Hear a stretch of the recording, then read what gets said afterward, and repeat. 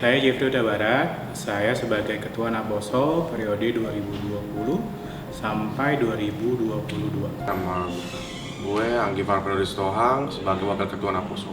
Halo, nama saya Dewi, di pengurusan ini saya jadi bendahara. Halo semua, perkenalkan nama saya Veronica Wati Sihota. Saya di pengurus menjabat sebagai Sekretaris Naposo periode 2020 dan 2022. Nama saya Willy, sebagai Wakil Bendahara di Kepengurusan Naposo untuk periode 2020-2022.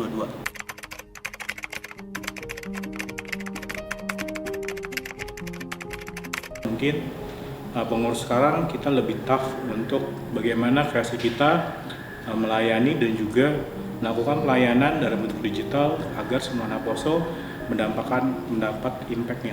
So yang mungkin rindu dengan namanya pelayanan, rindu namanya Bible teaching ataupun sebagainya, kesaksian, nanti tungguin aja di Instagramnya Naposo, NHKBP Bojer, atau di YouTube-nya Naposo di NHKBP Bojer juga. Tatap muka pun atau tanpa harus ketemu pun kita bisa melakukan pelayanan. Diperbanyak diskusi secara virtual sama teman-teman kepengurusan atau teman-teman yang ada di gereja juga.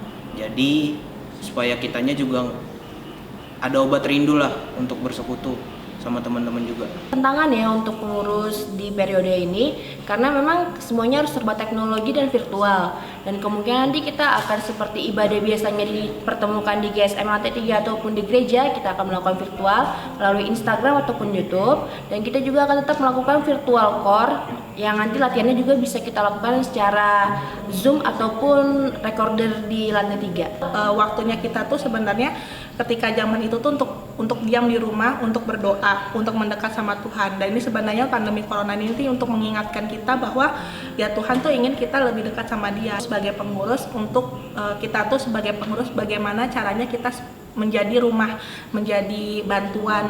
Ada yang membutuhkan bantuan, ada yang kesusahan. Di situ kita menjaring mereka.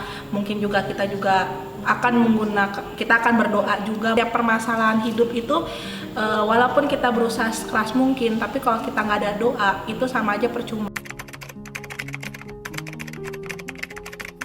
Naposo sendiri untuk mengakali bagaimana caranya supaya kita tetap jalan programnya, dari paduan suara, kebaktian. Semua kan ada dampak, mulai dari dampak ekonomi, dampak kesehatannya juga dapat, mungkin ada yang paling parah dampak kedukaan. Pasti aktivitas kita semua terbatas, kita keluar dibatasi, nggak bisa gereja setiap minggu, harus ibadah online. Yang terutama sih itu aktivitas kita benar-benar dibatasi untuk saat ini supaya menekan penyebarannya juga kan. Yang menyerang kematian tapi menyerang juga keekonomian gitu. Gue sih selalu berharap ini cepat selesai, secepat-cepatnya, biar nanti juga kita pelayanan, kan dekat Natal juga, biar kita mungkin bisa membentuk suatu Natal yang besar juga, kita dapat bertatap muka, jadi kita dapat kembali normal lagi lah intinya. Kalau harapanku untuk di situasi COVID-19 ini, ya semoga di kepengurusan ini walaupun kita susah untuk melakukan pertemuan secara face to face, setidaknya kita tetap aktif dalam Naposo kita, walaupun itu melalui virtual ataupun streaming, dan semoga Naposo ini bisa menjadi wadah untuk bukan hanya untuk pengurus tapi untuk seluruh anggota, baik itu jemaat maupun perantau, agar iman kita tetap bertumbuh, berkembang dan berakar.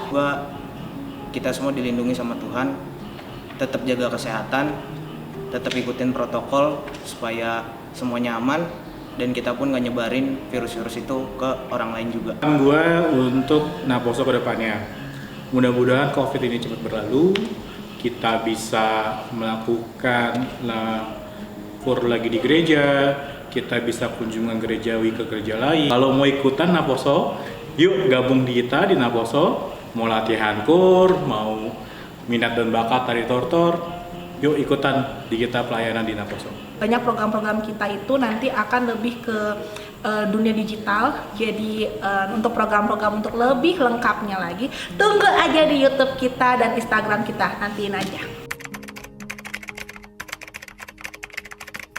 Saya Joshua Manik, saya pengarato di AKBP Kebun Jeruk. Shalom Laito semua, saya Oscar Destro Sialoho dari wilayah 1.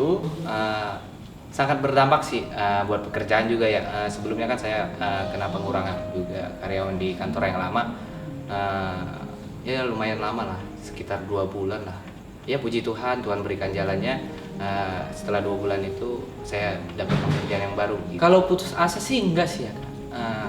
Karena aku percaya bahwa rancangan Tuhan itu pasti yang terbaik sih buat kita. Saya sendiri ya cukup menyedihkan, gaji yang masuk ya adalah yang sedikit dipotong dari perusahaan yang saya tempat bekerja. Murid yang keluar karena orang tuanya pun tidak sanggup untuk membayar uang sekolah. Dan ketemu sama orang tua gitu, jadi agak sedih lah gitu ketika pulang kerja ya ketemunya sama kosan gitu. Bisnis saya sih memang mengalami banyak drop ya.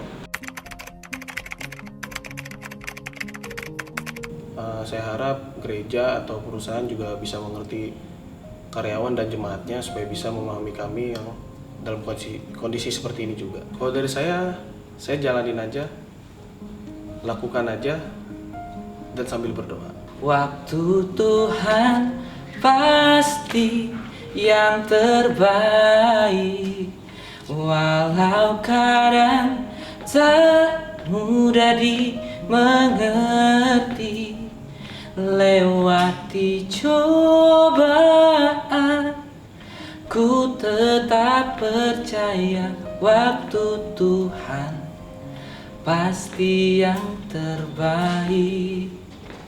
Kalau harapan sih semoga pandemi ini cepat berlalu ya, dan semoga vaksin untuk COVID ini segera ditemukan ya. Semoga dengan kuasa dan perizinan dari Tuhan, dokter dan ilmuwan cepat menemukannya begitu. Motivasi sih ya, percaya aja bahwa rancangan Tuhan itu yang terbaik sih. Tetap berusaha, berdoa, dan tetap semangat lah. Jangan patah semangat, karena kalau udah patah ya mau disambungin susah. Shalom, saya Pendeta Benedict Sirait. Sekarang sedang melayani di HKBP Kebun Jeruk ini sebagai pimpinan jemaat atau pendeta resort. Salam. Shalom. Saya Sintua Lince Berpasaribu.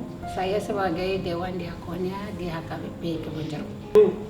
Setelah kita hampir 7 bulan, atau bahkan 8 bulan mengalami dampak COVID-19 ini, yang pertama kita memang diajar agar menjadi orang yang semakin care dengan kondisi fisiknya. Mungkin kita selama ini dalam kondisi normal itu dengan hidup yang biasa saja kita bisa tetap merasa sehat, tapi dengan kondisi yang sekarang ini benar-benar kita memang dilatih menjadi orang yang benar-benar care, benar-benar peduli dengan kondisi fisiknya. Makanya sekarang kita diajar untuk menjadi orang yang bersih secara pribadi, terus mencuci tangan, menjaga kesehatan dan sebagainya.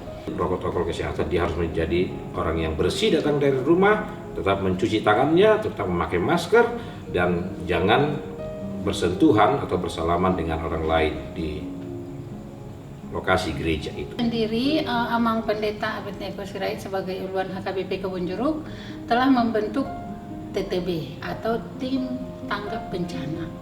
tim tanggap bencana ini menghimpun dana dari anggota jemaat yang tentunya mempunyai berkat yang lebih dan mau berbagi. Kita memberikan bantuan sosial berupa sembako, juga berupa uang tunai.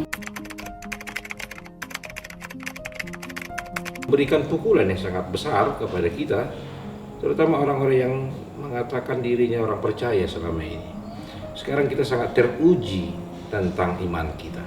Ternyata dengan dampak COVID-19 banyak orang menjadi sangat galau, kacau, ketakutan, seolah-olah apa yang dia percaya selama ini tidak ada dampaknya. April kita langsung membentuk tim tanggap bencana di HKBP Kebun Jeruk. Itu bagian dari gereja memperlihatkan kepeduliannya akan warga jemaat yang terdampak COVID-19.